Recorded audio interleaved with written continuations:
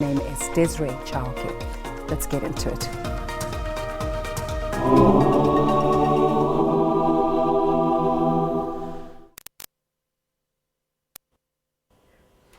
All right, you know, that's the big story of the day. The burial service, or rather the funeral service for late former President of Zimbabwe, Robert Mugabe, will not take place. The burial service will not take place at Heroes Acre in Harare tomorrow. This has been announced by the Mugabe family spokesperson, Leo Mugabe.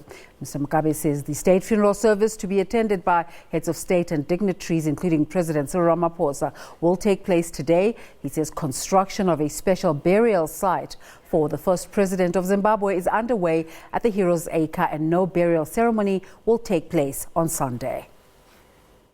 President Mugabe is going to be buried at the National Heroes Acre, and the government is preparing where it's going to be the actual place that he's going to be buried. They are constructing something there, and the construction will take, they say, roughly 30 days.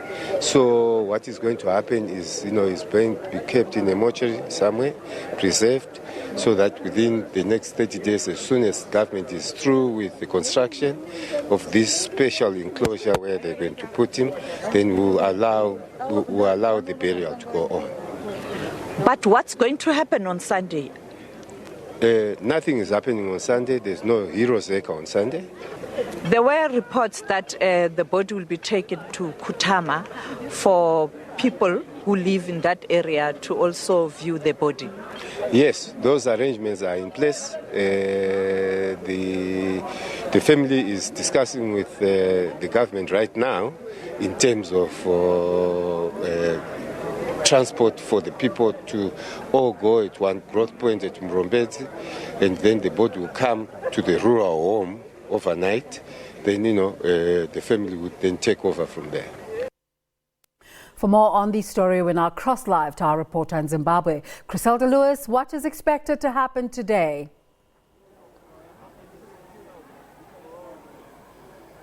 Well, Desiree, over the past couple of hours now, people have started making their way into the National Sports Stadium here in Harare, Zimbabwe, where the funeral service, of course, of the late former President Robert Mugabe will get underway. Final touches are being made to the podium, but already behind me, lots of chanting and singing already taking place ahead of the start of the program. We're expecting, of course, quite a number of dignitaries to come and pay the last respects. You'll have dignitaries as well as heads of state and former heads of state who are also expected to view the body of the later former elder statesman. Let's chat now to Sophie Mokoena, who's our foreign editor, who's been on this story since it broke. Sophie, thank you very much for your time this morning. I mean, we're talking about a legacy here that has multiple facets. Let's talk a bit about that. Robert Mugabe's legacy, you have those who love him and there are those who hate him. Let's talk about that. Well, indeed, you have those who love him, those who believe that he fought for the independence of Zimbabwe, and others also saying that he also played a prominent role in assisting the frontline state to achieve the freedom that we are enjoying currently in countries such as South Africa. Secondly, you would recall that he worked very hard with leaders such as Julius Nyerere, leaders such as the former president of Ghana, Kwame Nkrumah. Therefore, you have those who really believe that he is an icon, he is a Pan-Africanist. But you have people who are saying that, yes, it is a dream defer, because in the later years of his administration, his policies on the economy and the land led to the current economic crisis in the country. While others are saying, yes, he had to do that because the Zimbabweans were getting restless in terms of transformation. What you see happening in South Africa is almost similar to what happened in Zimbabwe, where you have your leaders working very hard, fighting for freedom, but ordinary people saying we don't really enjoy this freedom. And it is for that reason we are told that at some point in time he had to take a very tough stand to try and counter dissent, because he believed that that dissent was being supported or was being spearheaded by the Western powers. But unfortunately, people believe that it was a dream affair.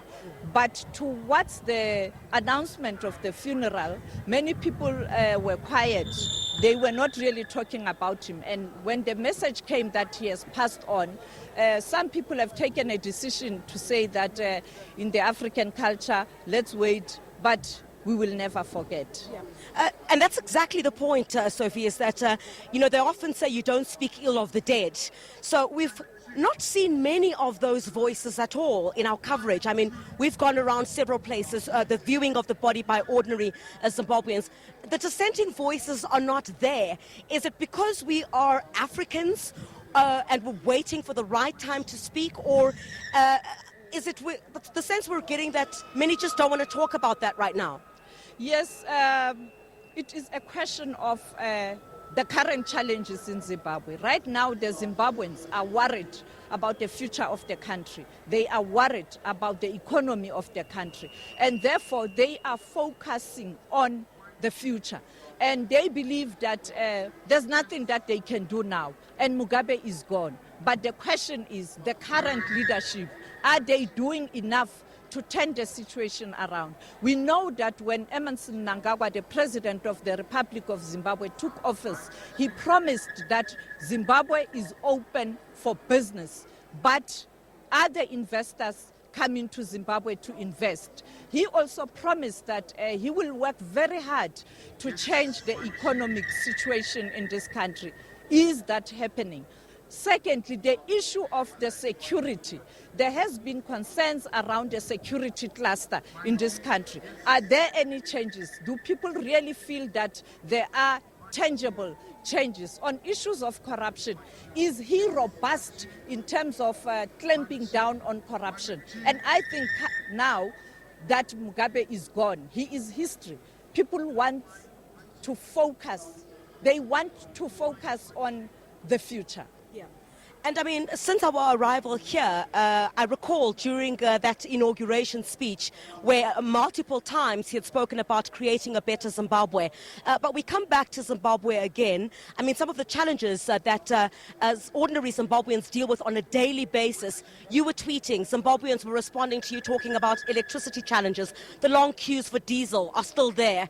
I mean, where does it stand in terms of the country now? Mugabe is history, so this might put additional pressure on the current government to ensure that they deliver on the promises that were made to the people of this country. Mugabe is gone. Now the focus and all eyes are on Mnangagwa. Will he be able to rise to the occasion, deal with the current problems facing the country? I mean, yesterday we visited Highfields. I mean, Highfields is known as a township or an area that led to formation of ZANU-PF and activism and leaders. Many of the leaders in this country used to stay at Highfields. It's your Soweto, where you had Sisulu, you had Bab Mandela and all of them.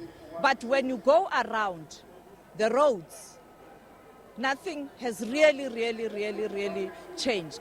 They are doing their best to try and turn the situation around. But I think the challenges are huge. And therefore, we spoke to the neighbors of the former President Robert Mugabe, an elderly, old woman, complaining that even this funeral, for them, they are not going to be able to follow the proceedings because there's no electricity. And when we were driving to the stadium, the problem was that along the road, we saw at your filling stations long queues. Therefore, the challenges are huge. And the issue of the currency, it still has to be properly resolved. Sophie, you did an interview with the now late former president on the eve of the elections, the last election. And I think without a doubt, one cannot argue that he died a bitter man. Those who he believed were his trusted allies, he believed betrayed him. Yes, my question was, do you feel betrayed? He said, yes, I feel betrayed. And he went on and on to explain why. But I remember during the passing on of the mother of the former First Lady Grace Mugabe, for me it looked like then the relations were taking a different twist. You know, they were mending the relations based on the message from Grace Mugabe speaking on arrival from overseas with a chartered flight that was arranged by Mnangagwa's government. So we still have to sit down with the family, perhaps speak to Grace Mugabe or the children to find out that in his last days, what was the message? But no doubt, I mean, when you are unceremoniously removed, really, it takes time to heal. Yesterday, I spoke to former President Jacob Zuma at the Blue Roof around 11 a.m. last night when he visited the house. One question I asked him was a follow-up question after asking about former President Robert Mugabe, was that what leads to a situation where the liberation organizations on the continent cannot really find a way to deal with the succession issues? And he pointed out that, yes, it is a problem, but the other issue, he cited the pressure from other interest groups. For example, in a particular country, when interest groups or investors or foreign governments or Western powers feel that the incoming person is not going to toe the line, you find these tensions. But for me, I think they must do introspection. All the former leaders must always ensure that there's synergy between them and the sitting heads of state so that they can even share experiences. We will have a better Africa, a better SADC, and a better South Africa, but also a better world. When you look at what's happening between Obama and the current president, Donald Trump, it's not good. I mean, Bush didn't do that, you know, to Obama, even though Bush was a Republican and Obama was a Democrat. I think for us to have a better world, leaders must lead by example. Sophia, final question before we have to move from this location where we are. I mean, you speak about whether when we find out what the relationship was or currently is between the current President Emmerson Mnangagwa and the Mugabe family. I mean, what we've seen over the past few days, there seems to be discontent between them over the burial of the man that some describe as a liberation hero. You have three stakeholders: the chiefs, because he was a chief, even though he didn't take over as a chief like former President Mandela. And therefore, the chiefs feel that they are not being given space to do what they are supposed to do and bury him in a way befitting the chief. You have the First Lady, the family, I'm talking about Grace Mugabe and the kids. They also have expectations. And remember, these are the people who were there, even at the last moment when he took his final breath. Therefore, they know better in terms of what he wanted. On the other hand, you have the government who declared him a national hero because he's a former president of the country, and therefore they want to give him a befitting send-off. Now, to bring together these three stakeholders, it's quite difficult. But I must say, they have tried to manage this situation very well, because when you look at former President Mnangagwa, he went to the airport to receive the body. He went to the house to meet the family and discuss and find a solution. He has been engaging with the chiefs via his envoy. And last night, the news was that finally they have agreed that today it's the formal government activity and tomorrow nothing is happening, because those who are supposed to prepare the burial site at the Heroes Acre have indicated that they need 30 days to do that, because finally they have agreed to have a special place for him, a shrine. And I think they are trying very hard. We are told tomorrow the body is likely to go to Kutama, his village. So everybody is trying, but it's very difficult. Thank you very much for your insights indeed. Sophie Mukwena, who is the foreign editor here at the SABC. We're expecting, of course, the program to get underway in the next couple of hours. Again, final touches being made. We'll also speak to quite a number of the people who have been gathered here since very early this morning on the stands here behind me and also around the stadium to get a sense from them on why it's important for them to be here during this final public send-off for the former President Robert Mugabe. As you would know, that his burial, which will be in about 30 days' time, will be a private affair for the family and invited guests only.